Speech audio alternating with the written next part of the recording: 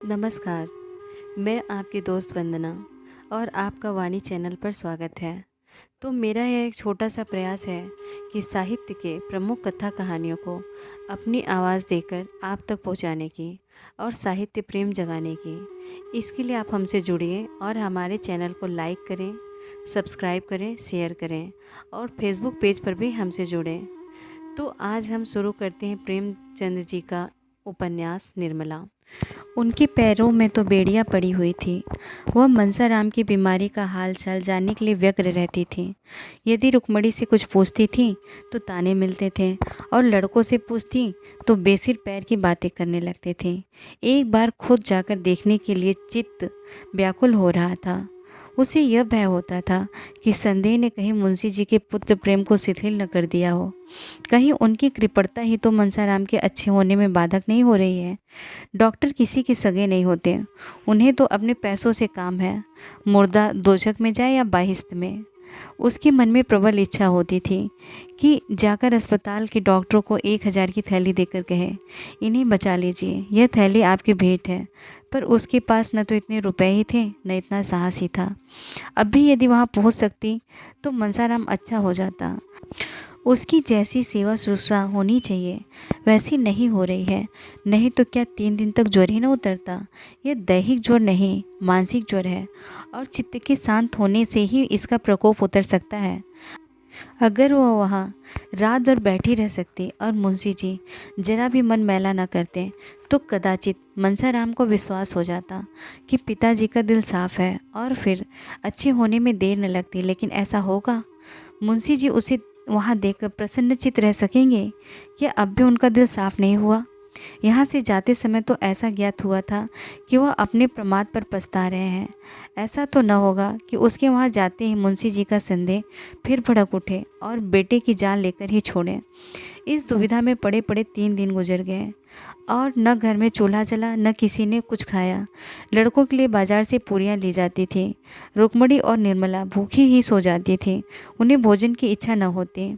चौथे दिन जियाराम स्कूल से लौटा तो अस्पताल होता हुआ घर आया। निर्मला ने पूछा, क्यों भैया अस्पताल भी गए थे, आज क्या हाल है? तुम्हारे भैया उठे हैं या नहीं? जियाराम रुआसा होकर बोला, अम्मा जी आज तो कुछ बोलते चालते ही न थे। चुपचाप चारपाई पर पड़े पड़े जोर जोर से हाथ पांव पटक रहे थे। निर्मला के चेहरे का रंग उड़ गया। घबरा कर पूछा, तुम्हारे बाबूजी वहाँ न थे? जियाराम, थे क्यों नहीं, आज वो बहुत रोते थे। निर्मला का कलेजा थक थक करने लगा। पूछा, डॉक्टर लोग वहाँ न थे? जियाराम, डॉक्टर भी खड़े थे और आपस में कुछ सलाह कर रहे थे।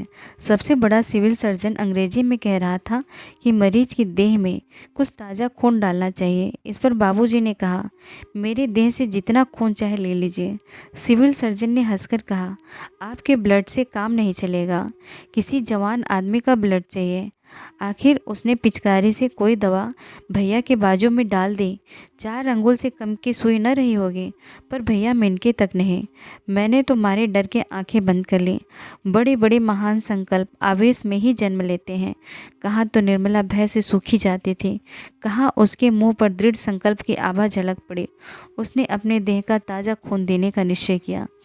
अगर उसके रक्त से मनसाराम के प्राण बच जाएं तो वह बड़ी खुशी से उसकी अंतिम बोध तक दे डालेगी। अब जिसका जो जी चाहे समझे, वह कुछ परवाह न करेंगे। उसने जियाराम से कहा, तुम लपक कर एक इक्का बुला लो, मैं अस्पताल जाऊंगी। जियाराम, वहाँ तो इस वक्त बहुत से आदमी होंगे, जरा रात तो हो जाने दीजिए। निर्मला, नहीं, तुम अभी इक्का बुला लो। जियाराम, कहीं बाबूजी बिगड़े ना। निर्मला, बिगड़ने दो, तुम अभी जाकर सवारी लाओ। जियाराम, मैं कह दूंगा अम्मा ही ने मुझे सवारी मंगाई थी। निर्मला, कह देना। जियाराम तो उधर तांगा लाने गया। इतनी देर में निर्मला ने सिर में कंघी की, जोड़ा बांधा, कपड़े बदले, आभूषण पहने, पान खाया और द्वार पर आकर तांगे की राह देखने लगी। रुक्मणी अपने कमरे में बैठी हुई थी। उसे इस तैयारी से आते देखकर बोली, कहाँ जाती हो बहू?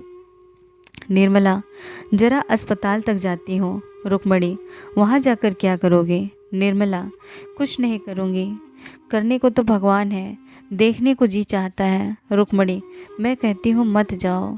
निर्मला ने विनीत भाव से कहा, अभी चली जाऊंगी दीदी। जियाराम कह रहे हैं इस वक्त उनकी हालत अच्छी नहीं है। जी नहीं मानता, आप भी चलिए ना। रुक्मणी, मैं देख आई हूँ, इतना ही समझ लो कि अब बाहरी खून पहुँचाने पर ही जीवन की आशा है। कौन अपना ताज़ा खून देगा और क्यों देगा? उसमें भी तो प्राणों का भय है। निर्मला, इसीलिए तो मैं जाती हूँ। मेरे खून से क्या काम न चलेगा? रुक्मणी, चलेगा क्यों नहीं, जवान ही का तो खून चाहिए। लेकिन तुम्हारे खून से मनसा राम की जान बचे, इससे यह कहीं अच्छा है कि उसे पानी में बहा दिया जाए। तांगा आ गया। निर्मला और जियाराम दोनों जा बैठे। तांगा चला। रुक्मणी द्वार पर खड़ी देर तक रोती रही। आज पहली बार उसे निर्मला पर दया आई। उसका बस होता तो वह निर्मला को बांध रखती।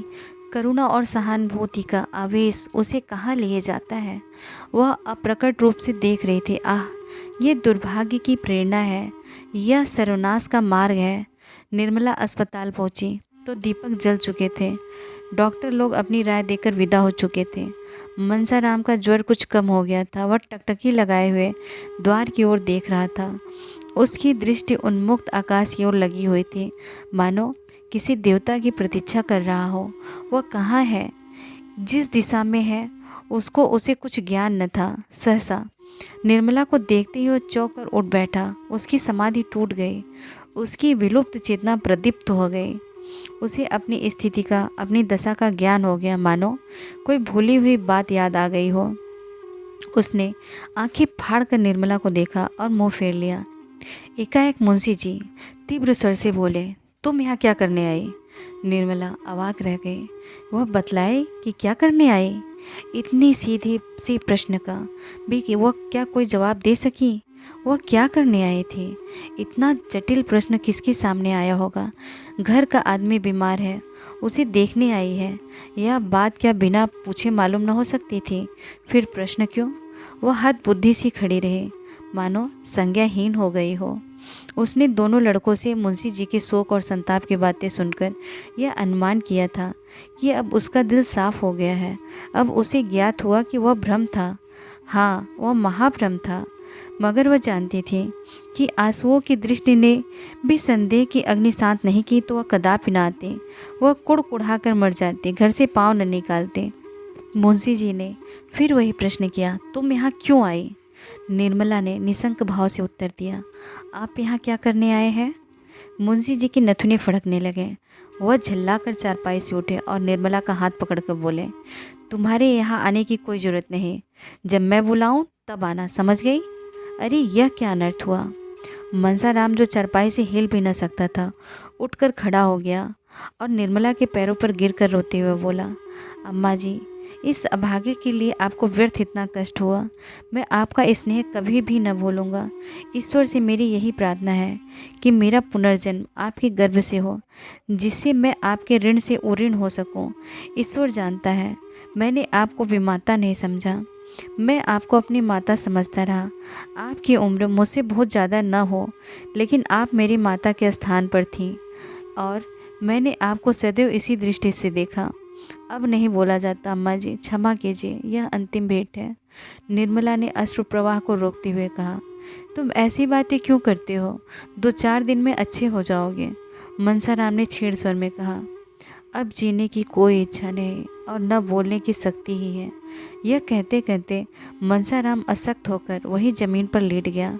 निर्मला ने पति की ओर निर्भय नेत्रों से देखते हुए कहा, डॉक्टर ने क्या सलाह दी? मुंशी जी सब के सब भंग खा गए हैं, कहते हैं ताज़ा खून चाहिए। निर्मला, ताज़ा खून मिल जाए तो क्या प्राण रक्षा हो सकती है?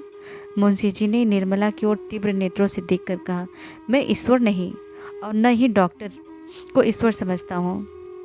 निर्मला, ताज़ा खून तो ऐसी अलभ्य वस्तु नहीं। मुंशी जी, आकाश के तारे भी तो अलभ्य नहीं। मुँह के सामने खंदक क्या चीज़ है? निर्मला, मैं अपना खून देने को तैयार हूँ, डॉक्टर को बुलाइए। मुंशी जी ने विस्मित होकर कहा, तुम? निर्मला, हाँ, क्या मेरे खून से काम न चलेगा? मुंशी जी, तुम अपना खून दोगी? नहीं, तुम्हारे खून की जरूरत नहीं, इसमें प्राणों का भय है। निर्मला, मेरे प्राण और किस दिन काम आएंगे? मुंशी जी ने सजल नेत्र होकर कहा, नहीं निर्मला, उसका मूल्य अब मेरी निगाहों में बहुत बढ़ गया है। आज तक वह मेरे भोग की वस्तु है, आज से वह मेरी भक्ति की वस्तु है। मैंने तुम्हारे साथ बड़ा अन्याय किया है, क्षमा करो। जो कुछ होना था हो गया, किसी की कुछ न चली। डॉक्टर साहब निर्मला के देह से रक्त निकालने की चेष्टा कर ही रहे थे कि मनसाराम अपने उज्जवल चरित्र की अंतिम झलक दिखाकर इस ब्रह्मलोक से विदा हो गया। कदाचित इतनी देर तक उसके प्राण निर्मला की ही राह देख रहे थे। उसे निष्कलंक सिद्ध किए बिना वे देह को कैसे त्याग देते। अब उनका उद्देश्य पूरा हो गया। मुंशी जी को निर्मला के निर्दोष होने का विश्वास हो गया। पर कब? जब हाथ से तीर निकल चुका था, जब मुसाफिर ने रकाब में पांव डाल लिया था। पुत्र शोक में मुंशी जी का जीवन भार स्वरूप हो गया। उस दिन से फिर उनके होठों पर हंसी न आए। यह जीवन अब उन्हें व्यर्थ सा जान पड़ता था। कचहरी जाते, अगर मुकदमों की पैरवी करने के लिए नहीं, केवल दिल बहलाने के लिए, घंटे 2 घंटे में वहाँ से उकता कर चले आते। खाने बैठते तो कौर मुँह में न जाता। निर्मला अच्छी से अच्छी चीज़ पकाती, पर मुंशी जी 2-4 कौर से अधिक न खा सकते। ऐसा जान पड़ता कि कौर मुँह से निकला जाता है। मनसाराम के कमरे की ओर जाते तो उनका हृदय टूक टूक हो जाता था।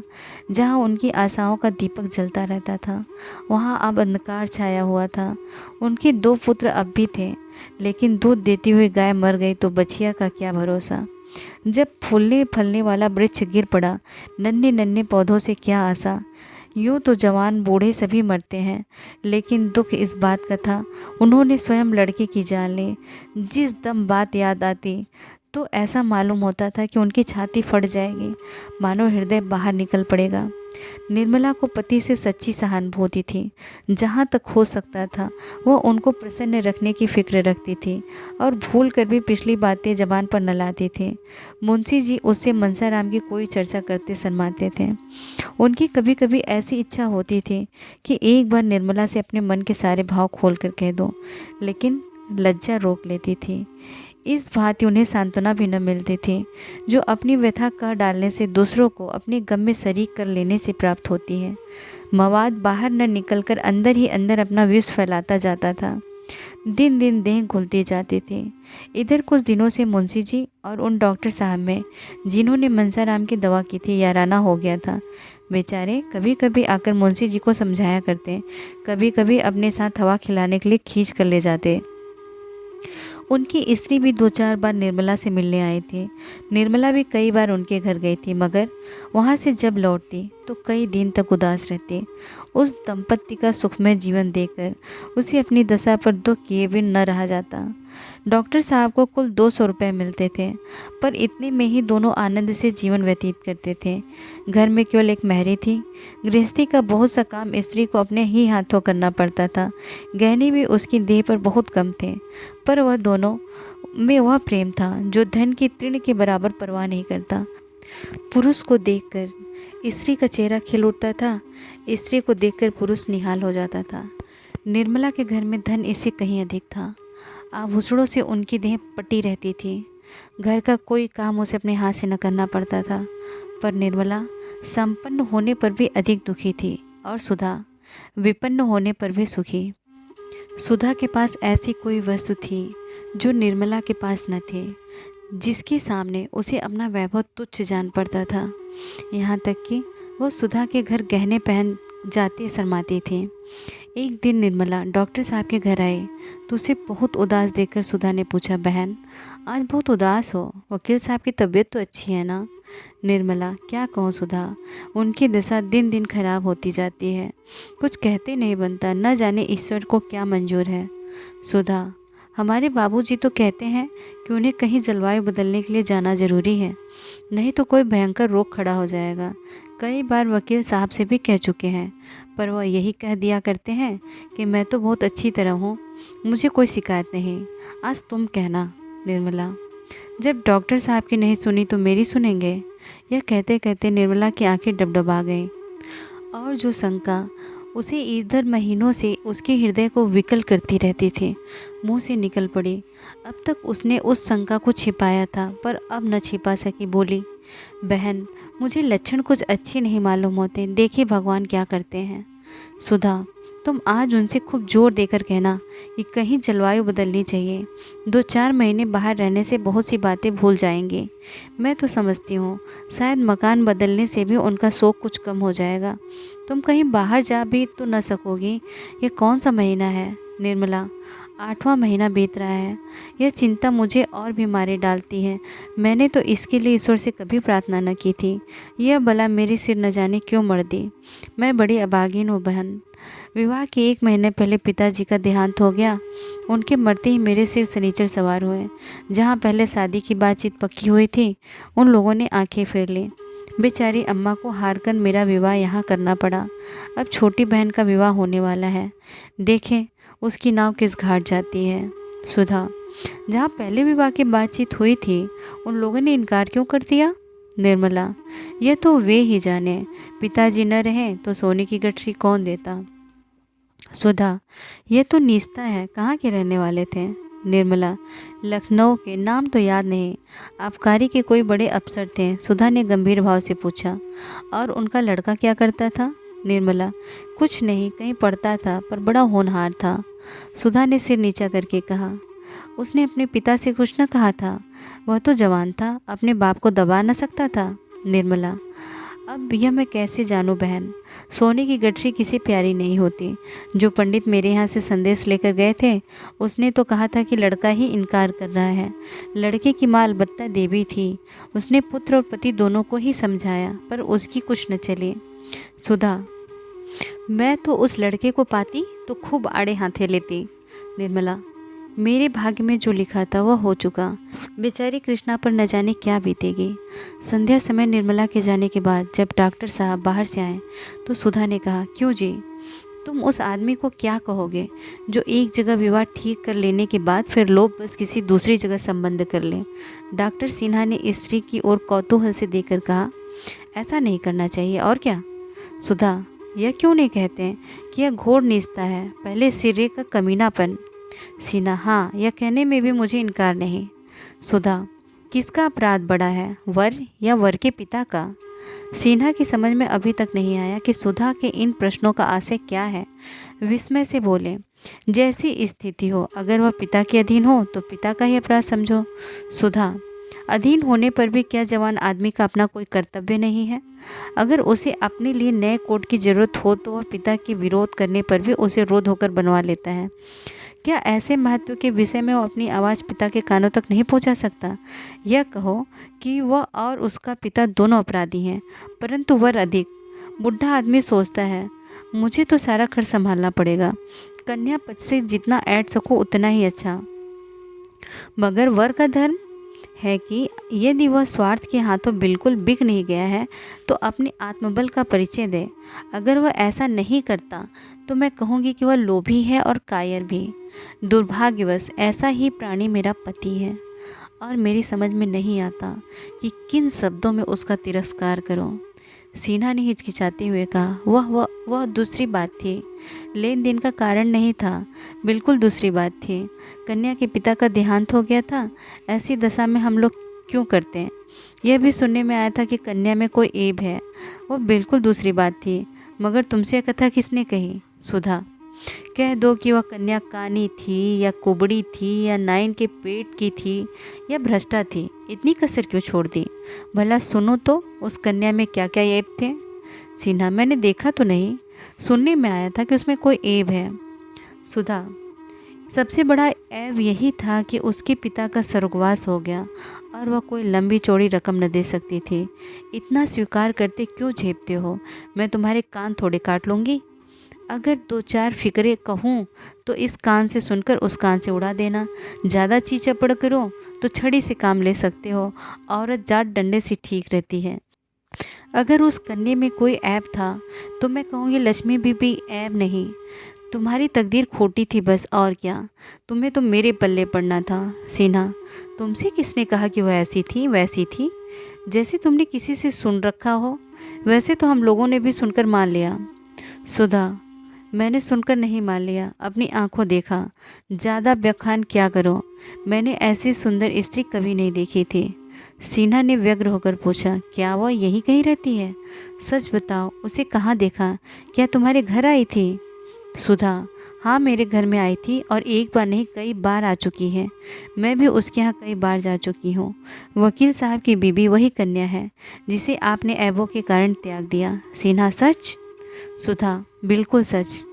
आज अगर उसे मालूम हो जाए कि आप वही महापुरुष हैं तो शायद फिर इस घर में कदम न रखे। ऐसी सुशीला, घर के कामों में ऐसी निपुण और ऐसी परम सुंदरी स्त्री इस शहर में 2 ही 4 होंगी। तुम मेरा बखान करते हो, मैं उसकी लौंडी बनने के योग्य भी नहीं हूँ। घर में ईश्वर का दिया हुआ सब कुछ है, मगर जब प्राणी का ही मेल नहीं तो और सब रहकर क्या करेगा। धन्य है उसके धैर्य को कि उस बुढ़े खुसट वकील के साथ जीवन के दिन काट रही है। मैंने तो कब का जहर खा लिया होता। मगर मन की व्यथा कहने से ही थोड़े प्रकट होती है। हंसती है, बोलती है, गहने कपड़े पहनती है, पर रोया रोया रोया करता है। सीना, वकील साहब की खूब शिकायत करती होगी। सुधा, शिकायत क्यों करेगी? क्या वो उसके पति नहीं? संसार में अब उसके लिए जो कुछ है वकील साहब है, वह बूढ़े हों या रोगी, पर है तो उसके स्वामी ही। कुलवंतियाँ स्त्रियाँ पति की निंदा नहीं करती, यह कुलटाओं का काम है। वो उनकी दशा देखकर कुड़ती है, पर मुँह से कुछ नहीं कहती। सीना, इन वकील साहब को क्या सूझी थी जो इस उम्र में ब्याह करने चले? सुधा, ऐसे आदमी न हो तो गरीब कुंवारियों की नाव कौन पार लगाए? तुम और तुम्हारे साथी बिना भारी गर्ज लिए बात नहीं करते तो फिर ये बेचारी किसके घर जाएं? तुमने यह बड़ा भारी अन्याय किया है और तुम्हें इसका प्रायश्चित करना पड़ेगा। ईश्वर उसका सुहाग अमर करे। लेकिन वकील साहब को कहीं कुछ हो गया तो बेचारी का जीवन ही नष्ट हो जाएगा। आज तो बहुत रोती थी। तुम लोग सचमुच बड़े निर्दयी हो। मैं तो अपने सोहन का विवाह किसी गरीब लड़की से करूँगा। डॉक्टर साहब ने यह पिछला वाक्य नहीं सुना। वह घोर चिंता में पड़ गए। उनके मन में ये प्रश्न उठ उठकर उन्हें विकल करने लगा। कहीं वकील साहब को कुछ हो गया तो? आज उन्हें अपने स्वार्थ का भयंकर स्वरूप दिखाई दिया। वास्तव में यह उन्हीं का अपराध था। अगर उन्होंने पिता से जोर देकर कहा होता कि मैं कहीं विवाह न करूँगा, तो क्या वह उनकी इच्छा के विरुद्ध उनका विवाह कर देते? सहसा सुधा ने कहा, कहो तो कल निर्मला से तुम्हारी मुलाकात करा दो, वह भी जरा तुम्हारी सूरत देख ले। वह कुछ बोलेगी तो नहीं, पर कदाचित एक दृष्टि से वह तुम्हारा इतना तिरस्कार कर देगी जिसे तुम कभी न भूल सकोगे। बोलो, कल मिला दो, तुम्हारा बहुत संक्षिप्त परिचय भी करा दूंगी। सिन्हा ने कहा, नहीं सुधा, तुम्हारे हाथ जोड़ता हूँ, कहीं ऐसा गजब न करना, नहीं तो सच कहता हूँ घर छोड़कर भाग जाऊँगा। सुधा, जो कांटा बोया है उसका फल खाते क्यों इतना डरते हो? जिसकी गर्दन पर कटार चलाई है जरा उसे तड़पते भी तो देखो। मेरे दादाजी ने 5,000 दिए ना, अभी छोटे भाई के विवाह में 5-6 हज़ार और मिल जाएंगे, फिर तो तुम्हारे बराबर धनी संसार में कोई दूसरा न होगा। 11,000 तो बहुत होते हैं। बाप रे बाप, 11,000 उठा उठा कर रखने लगे तो महीनों लग जाएंगे। अगर लड़के उड़ाने लगे तो पीढ़ियों तक चलें। कहीं से बात हो रही है या नहीं? इस परिहास से डॉक्टर साहब इतना झेपे कि सर न उठा सके। उनका सारा वाक्य चातुर्य गायब हो गया। नन्हा सा मुँह निकल आया, मानो मार पड़ गई हो। इसी वक्त किसी ने डॉक्टर साहब को बाहर से पुकारा। बेचारे जान लेकर भागे। स्त्री कितनी परिहास कुशल होती हैं, इसका आज परिचय मिल गया। रात को डॉक्टर साहब शयन करते हुए सुधा से बोले, निर्मला की तो कोई बहन है ना? सुधा, हाँ, आज उसी की चर्चा तो करती थी। इसकी चिंता अभी से सवार हो रही है। अपने ऊपर तो जो कुछ बीतना था बीत चुका, बहन की फिक्र में पड़ी हुई थी। माँ के पास तो अब और भी कुछ नहीं रहा। मजबूरन किसी ऐसे ही बूढ़े बाबा के गले वह भी मरती जाएगी। सिन्हा, निर्मला तो अपनी माँ की मदद कर सकती है। सुधा ने तीक्ष्ण स्वर में कहा, तुम भी कभी कभी बिल्कुल बेसिर पैर की बातें करने लगते हो। निर्मला बहुत करेगी तो 200-400 रुपये दे देगी, और क्या कर सकती है? वकील साहब का यह हाल हो रहा है, उसे अभी पहाड़ सी उम्र काटनी है, फिर कौन जाने उनके घर का क्या हाल है। इधर 6 महीने से बेचारे घर बैठे हैं, रुपए आकाश से थोड़े ही बरसते हैं। 10-20 हज़ार होंगे भी तो बैंक में होंगे, कुछ निर्मला के पास तो नहीं रखे होंगे।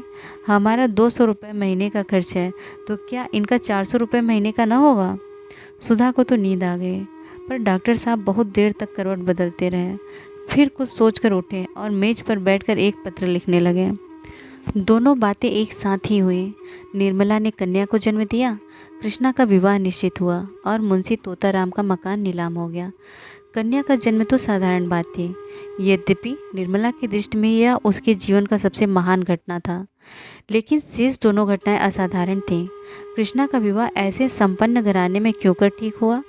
उसकी माता के पास तो दहेज के नाम को कौड़ी भी न थी, और इधर बूढ़े सीना साहब जो अब पेंशन लेकर घर आ गए थे, बिरादरी में महालोभी मशहूर थे, वह अपने पुत्र का विवाह ऐसे दरिद्र घराने में करने पर राजी कैसे हुए? किसी को सहसा विश्वास न आता था। इससे भी बड़े आश्चर्य की बात थी कि मुंशी जी के मकान का नीलाम होना। लोग मुंशी जी को अगर लखपति नहीं तो बड़ा आदमी अवश्य समझते थे। उनका मकान कैसे नीलाम हुआ? बात यह थी कि मुंशी जी ने एक महाजन से कुछ रुपए कर्ज लेकर गांव रेहन रखा था। उन्हें आशा थी कि साल आध साल में ये रुपए पाट देंगे, फिर 10-5 साल में उस गांव पर कब्जा कर लेंगे। वही जमींदार असल और सूद की कुल रुपए अदा करने में असमर्थ हो जाएगा। इसी भरोसे पर मुंशी जी ने यह मामला किया था। गांव बहुत बड़ा था, 400-500 रुपये नफ़ा होता था, लेकिन मन की सोची मन में ही रह गए। मुंशी जी दिल को बहुत समझाने पर भी कचहरी न जा सके।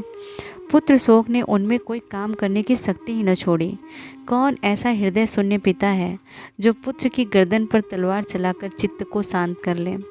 महाजन के पास जब साल भर तक सूद न पहुंचा और न उसके बार बार बुलाने पर मुंशी जी उसके पास गए, यहाँ तक कि पिछली बार उन्होंने साफ साफ कह दिया कि हम किसी के गुलाम नहीं हैं, साहू जी जो चाहें करें। तब साहू जी को गुस्सा आ गया, उसने नालिश कर दी। मुंशी जी पैरवी करने भी न गए, एकाएक डिग्री हो गए। यहाँ घर में रुपए कहाँ रखे थे? इतने ही दिनों में मुंशी जी की साख भी उठ गई। वह रुपए का कोई प्रबंध न कर सके। आखिर मकान नीलाम पर चढ़ गया। निर्मला सौर में थी। यह खबर सुनी तो कलेजा सन्नसा हो गया। जीवन में कोई सुख न होने पर भी धनाभाव की चिंताओं से मुक्त थी। धन मानव जीवन में अगर सर्वप्रधान वस्तु नहीं तो उसके बहुत ही निकट वस्तु अवश्य है। अब और अभाव के साथ यह चिंता भी उसके सिर सवार हुई। उसने दाई द्वारा कहला भेजा, मेरे सब गहने बेचकर घर को बचा लीजिए।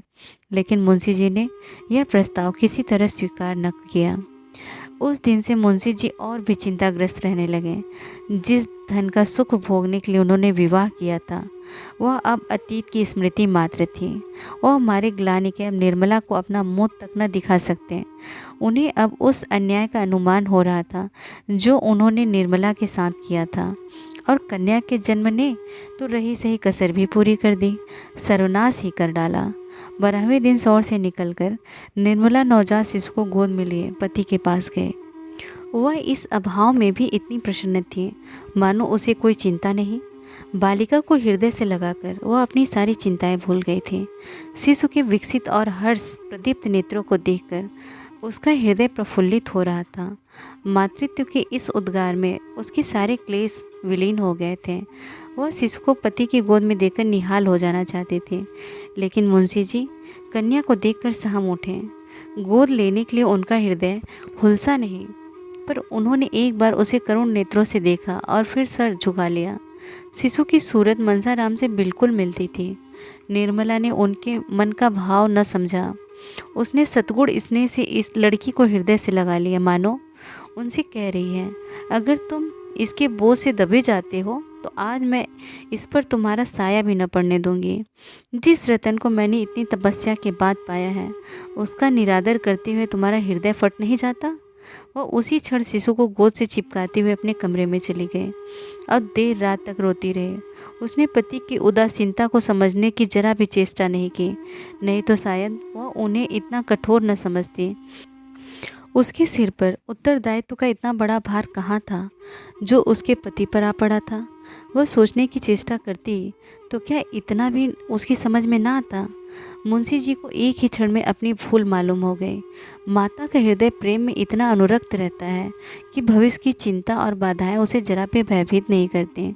उसे अपने अंतःकरण में एक अलौकिक शक्ति का अनुभव होता है जो बाधाओं को उनके सामने परास्त कर देती है। मुंशी जी दौड़े हुए घर में आए और शिशु को गोद में लेकर बोले, मुझे याद आती है, मनसा भी ऐसा ही था, बिल्कुल ऐसा ही। निर्मला, दीदी जी भी तो यही कहती हैं। मुंशी जी, बिल्कुल वही बड़ी बड़ी आंखें और लाल लाल ओठ। ईश्वर ने मुझे मेरा मनसा इस रूप में दे दिया। वही माथा, वही मुंह, वही हाथ पांव।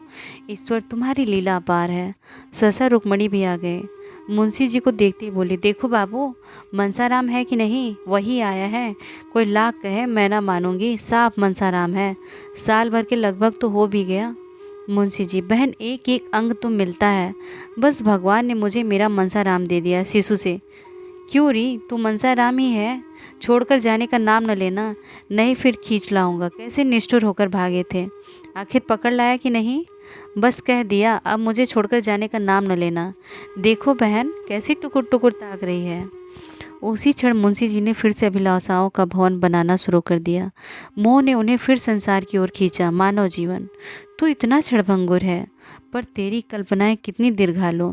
वही तोताराम जो संसार से विरक्त हो रहे थे, जो रात दिन मृत्यु का आवाहन करते थे, तिनके का सहारा पाकर तट पर पहुंचने के लिए पूरी शक्ति से हाथ पांव मार रहे थे, मगर तिनके का सहारा पाकर कोई तट तक पहुंचा है? निर्मला को यद्यपि अपने घर के झंझटों से अवकाश न था, पर कृष्णा के विवाह का संदेश पाकर वह किसी तरह रुक न सकी। उसकी माता ने बहुत आग्रह करके बुलाया था। सबसे बड़ा आकर्षण यह था कि कृष्णा का विवाह उसी घर में हो रहा है जहां निर्मला का विवाह पहले तय हुआ था। आश्चर्य यही था कि इस बार ये लोग बिना कुछ दहेज लिए कैसे विवाह करने पर तैयार हो गए। निर्मला को कृष्णा के विषय में बड़ी चिंता हो रही थी।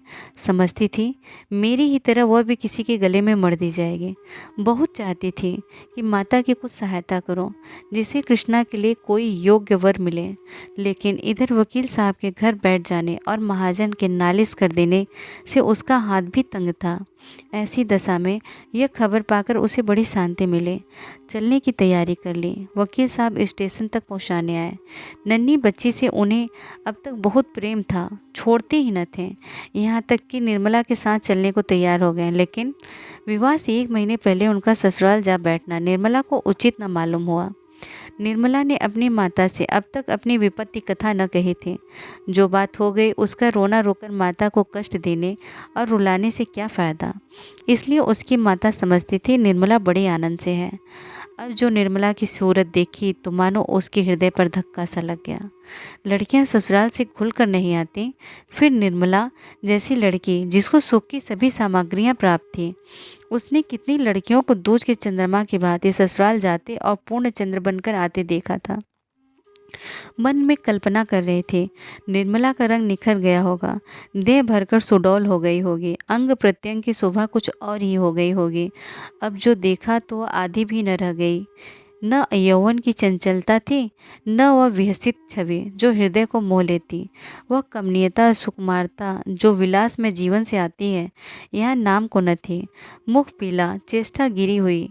माता ने पूछा, क्यों री, तुझे वहाँ खाने को न मिलता था? इससे कहीं अच्छी तो यही थी। वहाँ तुझे क्या तकलीफ थी? कृष्णा ने हंसकर कहा, वहाँ मालकिन थी कि नहीं? मालकिन दुनिया भर की चिंताएं रखती हैं, भोजन कब करे? निर्मला, नहीं अम्मा, वहाँ का पानी मुझे रास नहीं आया, तबीयत भारी रहती है। माता, वकील साहब न्योते में आएंगे ना, तब पूछूंगी। आपने फूल सी लड़की को ले जाकर उसकी यह गत बना डाली। अच्छा, अब यह बता कि तूने यहाँ रुपए क्यों भेजे थे? मैंने तो तुमसे कभी न मांगे। लाख गई गुजरी हूँ, लेकिन बेटी का धन खाने की नीयत नहीं। निर्मला ने चकित होकर पूछा, किसने रुपए भेजे थे? अम्मा, मैंने तो नहीं भेजे। माता, झूठ न बोल, तूने 500 रुपये के नोट भेजे थे। कृष्णा, भेजे नहीं थे तो क्या आसमान से आ गए? तुम्हारा नाम साफ लिखा था, मोहर भी वहीं की थी। निर्मला, तुम्हारी चरण छूकर कहती हूँ, मैंने रुपए नहीं भेजे। यह कब की बात है? माता, अरे 2-2.5 महीने हुए होंगे। अगर तूने नहीं भेजे तो आए कहाँ से? निर्मला, यह मैं क्या जानूँ, मगर मैंने रुपए नहीं भेजे। हमारे यहाँ तो जब से जवान बेटा मरा है कचहरी ही नहीं जाते। मेरा हाथ तो आप ही तंग था, रुपए कहाँ से आते हैं? माता, यह तो बड़े आश्चर्य की बात है। वहाँ कोई तेरा सगा संबंधी तो नहीं है? वकील साहब ने तुमसे छिपा कर तो नहीं भेजे? निर्मला, नहीं अम्मा, मुझे तो विश्वास नहीं। माता, इसका पता लगाना चाहिए। मैंने सारे रुपए कृष्णा के गहने कपड़े में खर्च कर डाले, यही बड़ी मुश्किल हुई। दोनों लड़कों में किसी विषय पर विवाद उठ खड़ा हुआ और कृष्णा उधर फैसला करने चली गई तो निर्मला ने माता से कहा, इस विवाह की बात सुनकर मुझे बड़ा आश्चर्य हुआ। यह कैसे हुआ अम्मा? माता, यहाँ जो सुनता है दांतों तले उंगली दबाता है। जिन लोगों ने पक्की की कराई बात फेर दी और केवल थोड़े से रुपए के लोभ से वे अब बिना कुछ लिए कैसे विवाह करने पर तैयार हो गए, समझ में नहीं आता।